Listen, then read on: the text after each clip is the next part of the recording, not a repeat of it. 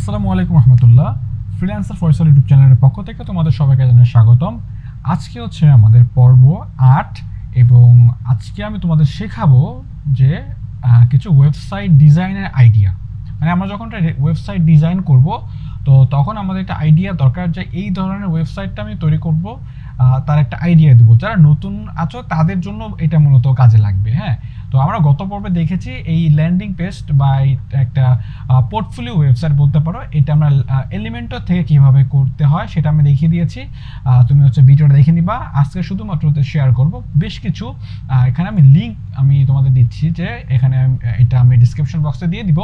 এখানে কিছু প্লাম্বিং ওয়েবসাইটের কিছু টেমপ্লেট দেওয়া আছে, তারপর রিয়েল এস্টেট ওয়েবসাইটে কিছু টেমপ্লেট, দুইটা টেমপ্লেট দেওয়া আছে, ইন্ডাস্ট্রিয়াল ওয়েবসাইট, ফ্যাশন, ফুড, ঠিক আছে। এরকম আরও হাজার হাজার ক্যাটাগরি আছে। তুমি যে ক্যাটাগরিতে সার্চ করবা দেখবা যে কোন টেমপ্লেটটা তোমার কাছে মনে হচ্ছে এটা তুমি ডিজাইন করতে পারবা, সেটা তুমি সিলেক্ট করে সেখান থেকে কিভাবে একটা ডিজাইন করতে হয় সেটা তো তুমি মোটামুটি জেনে গিয়েছো ডিজাইনটা কিভাবে করতে হয়। আমরা আরও যখন সামনে আরও দু একটা ভিডিও দেখবো তখন আরও ক্লিয়ার হয়ে যাবে। তবে আজকে একটু ক্লিয়ার করে দেই যে ধরো আমার ক্লায়েন্ট হচ্ছে একটা প্লাম্বারের ওয়েবসাইট চাচ্ছে আমার কাছে। এখন আমার কাছে ডিজাইন আছে, এরকম ডিজাইন আমি ক্লায়েন্টকে দেখাতে পারি যে আমার কাছে দেখো এই ডিজাইন আছে, তুমি দেখতে পারো।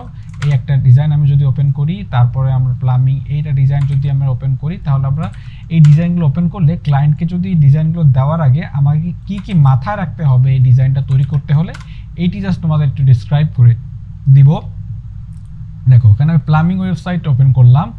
তো প্লাম্বিং ওয়েবসাইটের মধ্যে এখানে তুমি দেখতে পাচ্ছ যে এখানে উপরে একটা মেনু দেওয়া আছে, একটা লোগো দেওয়া আছে এবং রাইট সাইডে এখানে কিছু মেনু যে আইটেমগুলো দেওয়া আছে এবং নিচের মেনুর যে আইটেমগুলো আছে সেটা ড্রপ ডাউনে শো করছে, ঠিক আছে। তারপরে নিচে এখানে একটা হেডিং দেওয়া আছে এবং পেছনে একটা স্লাইড চলছে। হ্যাঁ, তো এটা এলিমেন্টর থেকে কিভাবে করা যায় সেটাও দেখব। তারপর হচ্ছে এখানে একটা হেডিং দেওয়া আছে, আশা করছি এটা সমস্যা হবে না।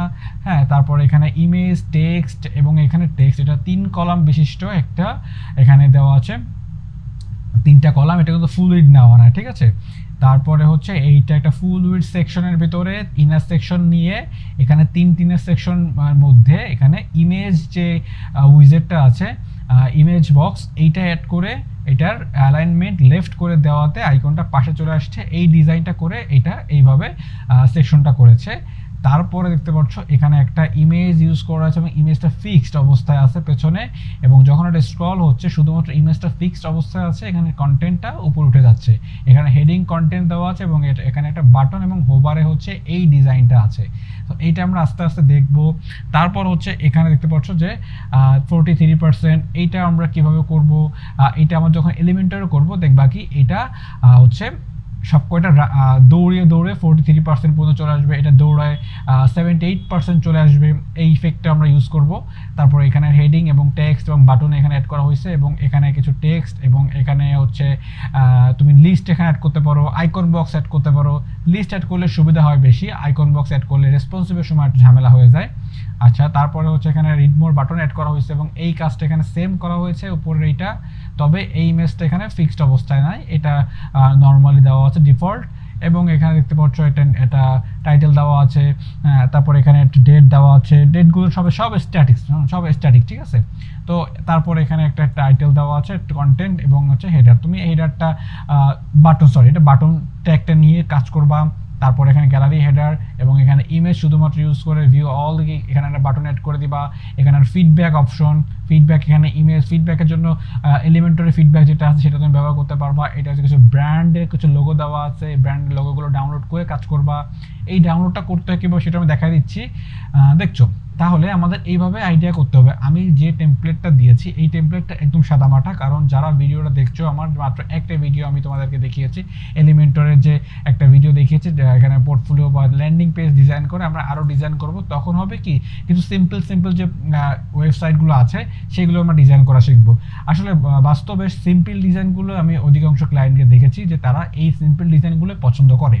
তাহলে আমরা যদি পরবর্তী ওয়েবসাইটটা দেখি যে এখানে মেনু অপশনটা আমরা শিখে নিয়ে আমরা মেনু অপশনটা শিখে ফেলবো।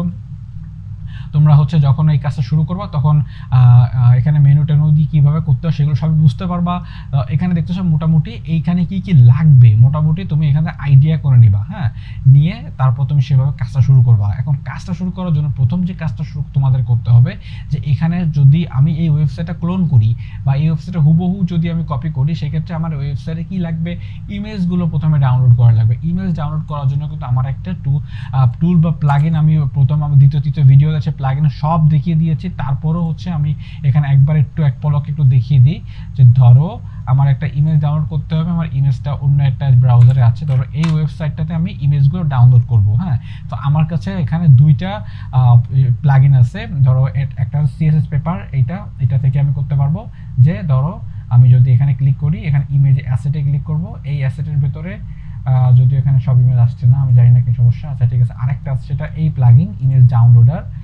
এইখানে যদি ক্লিক করে দেখতে পাচ্ছ এখানে যত ছবি আছে 17 ছবি পেয়েছে হোম পেজে, এই 17টা ছবি কিন্তু এখানে চলে এসছে।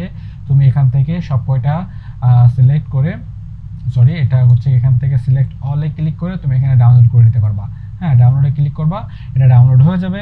তারপর হচ্ছে কোথায় কি ইমেজ আছে সেগুলো তুমি কিন্তু একবারে ইউজ করতে পারবা। তারপর তুমি তোমার মিডিয়া ফাইলে অর্থাৎ তোমার ওয়ার্ডপ্রেসের ড্যাশবোর্ডে চলে যাবা, ড্যাশবোর্ডে যাবা, মিডিয়াতে গিয়ে অ্যাড নিউ করে যত ছবি তুমি ডাউনলোড করেছো এইখান থেকে তুমি সব আপলোড করে দেবো। ধরো আমি এই যে ছবিগুলো আমি ডাউনলোড করেছি, আমি একবার ডাউনলোড করে নিই।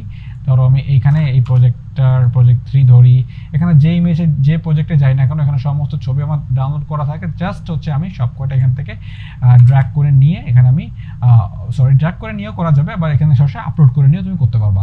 আচ্ছা, তারপরে যে কাজটা করতে হবে সেটা হচ্ছে এখানে যে কন্টেন্টগুলো আছে সেগুলো তুমি এইখান থেকে দেখে দেখে করবা, দেখে দেখে কপি করবা। তারপর হচ্ছে এখানে যে কন্টেন্টের যে ফন্ট ফ্যামিলিগুলো আছে, কন্টেন্টের সাইজ কী আছে সেটা তোমার জানতে হবে। জানতে হলে তোমাকে কি করতে হবে, এই যে ফন্ট ফাইন্ডার যে একটা টুলস আছে এইটা তোমার সিলেক্ট করতে হবে ডাউনলোড করে নিয়ে। দেন হচ্ছে আমি কোথায় কোন ট্যাগ বা কোন প্যারাগ্রাফে আমি কন্টেন্টটা দেখতে চাচ্ছি, এটা কোন ট্যাগে অবস্থান করছে, কত ফন্ট ফ্যামিলিতে রয়েছে, কত পিক্সেলের ফন্টটা সাইজ রয়েছে, তারপর কোন ফন্ট এটা ব্যবহার করা হয়েছে, ঠিক আছে। সেটা জানতে হলে যদি আমি এই ট্যাগটা এই যে হেডার যেটা আছে এটা যদি পিক করি, দেখতে পাচ্ছ এখানে ক্লিক করলেই আমার এখানে রিপোর্ট শো করবে। রিপোর্টটা হচ্ছে যে এখানে কালার হিসেবে ব্যবহার করা হয়েছে যে 454545 এবং 8GB কালার এইটার। তারপরে এই দুটো দরকার নেই। তুমি ফন্ট হিসেবে দেখতে পাচ্ছ রোবোটো ফন্ট ব্যবহার করা হয়েছে। ফন্টের সাইজ হিসেবে এখানে 32 পিক্সেল ব্যবহার করা হয়েছে। তারপর ফন্টের উইডথটা 300 পিক্সেল ব্যবহার করা হয়েছে। ফন্টের স্টাইল এগুলো সব কিছু নর্মাল আছে, ঠিক আছে। তারপর ফন্টে যে এলিমেন্ট আছে এখানে যে এখানে H2 হেডিং ট্যাগ দেওয়া হয়েছে, এখানে হেডিং ট্যাগ দিতে হচ্ছে H2 নেওয়া হয়েছে। এখান থেকে একটু সম্পূর্ণ একটা পূর্ণাঙ্গ ধারণা তুমি পাচ্ছ। তাহলে কি হচ্ছে যে তুমি যখন একটা ওয়েবসাইট তৈরি করবা, একটা ওয়েবসাইটে ক্লোন করতে হলে তোমার কিন্তু একদম হুবহু তোমার এই ফন্ট ফ্যামিলি এই ফন্ট নিয়ে কিন্তু তুমি কাজ করতে পারবা।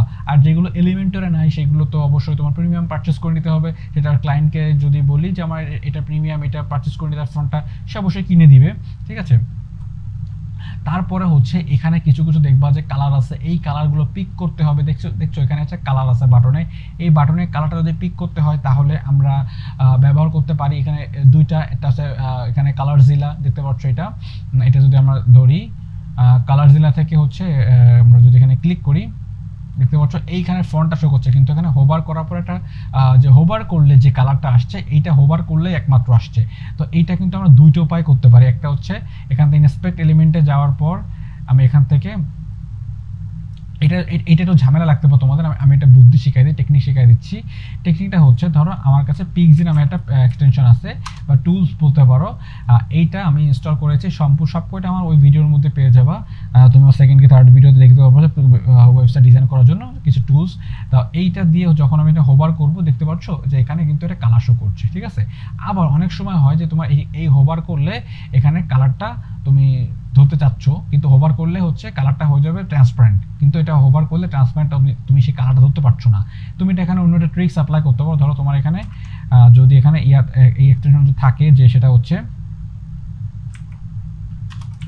স্নিপিং, এটা তোমার যদি থাকে এটা হচ্ছে গিয়ে তুমি জাস্ট এখান থেকে একটা এটা তুমি কি করবা, এটা যদি দেখো আমি তোমার ক্লিয়ার করে দিই। এখানে দেখো এখানে ব্যাপারটা হচ্ছে আমি চাচ্ছি যে এখানে যে ট্রান্সপারেন্ট কালারটা আছে এই কালারটা ধরতে, কিন্তু এটা কিন্তু ধরা যাচ্ছে না। হ্যাঁ, আমার ফাইল ছিল আছে, এটা দিয়ে সরাসরি ধরতে পারছি এখানে কালারটা, ঠিক আছে। এই যে কালার কপি হয়ে গেছে এই কালারটা, তাহলে কিন্তু যদি তোমার এই ফাইলগুলো না থাকে, তাহলে তুমি ইনস্টলটা না করে থাকো, তাহলে তুমি যে কাজটা করতে পারো, এখানে টুলসটা আছে যেটা আমি কেবল বের করলাম, এটা স্নিপিং টুল।